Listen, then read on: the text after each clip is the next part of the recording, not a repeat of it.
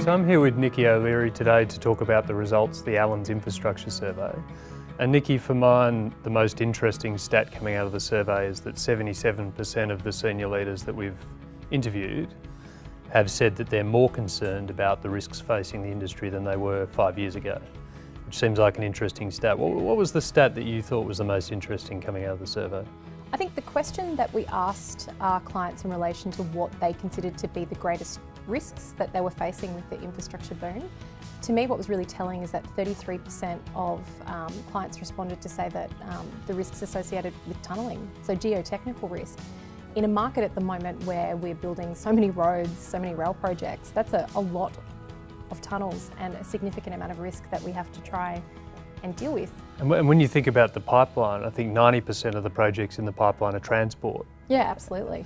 And when we talk to our clients, they're saying the most underrepresented projects are in fact social infrastructure. So you've got odd sort of situation there, I think, where you've got mainly transport projects, but they're also seen as the most risky projects. Absolutely, and I think you look at rail, you look at roads, bridges, the most difficult things to design, the most difficult things to construct. So there is concerns about, in the current risk profile that we see in the market, how will people deliver on what are technically difficult design packages to deliver, where all of the risk sits with one particular party, a contractor, which, arguably that's not necessarily best for project, that's not necessarily fair. Yeah, I think we saw over 20% of respondents said that just the viability of the industry in the sort of medium term was their number one concern. So forget the projects, keeping the industry going as a whole was the number one concern. And you can understand that when the projects are largely concentrated in Melbourne and Sydney, they're largely transport based, and you see materials costs escalating, you see labour costs escalating, and you see that you've got contractors who are not really making a profit off quite a large volume of work. So there's opportunities there, I think, for us to do things better. What were your takeaways in terms of the opportunities that people identified? I think you've hit the nail right on the head there, David, which is we're in the middle of an infrastructure boom and contractors aren't making money. That's got to be a huge problem and something that I think as an entire industry we've got to really sit back and reflect on.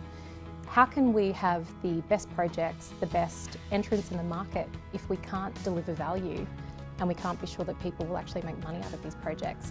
So I think what I take away from that is that there's an opportunity to be open to more entrants, to be open to more competition, and from that to also get the benefit of learnings from companies from overseas who have more experience in these infrastructure projects coming in and giving the Australian market the benefit of that previous experience. What about you? What do you think some of the great takeaways are? Yeah, I think medium term, that's a really core takeaway. How do we invite new entrants in? How do we train up our people so that there's a broader labour pool to choose from? I think in the short term, there's some really, not quick wins, but maybe immediate opportunities, and they're around sort of diversifying the pipeline, a bit more social infrastructure, maybe some maintenance programs brought forward.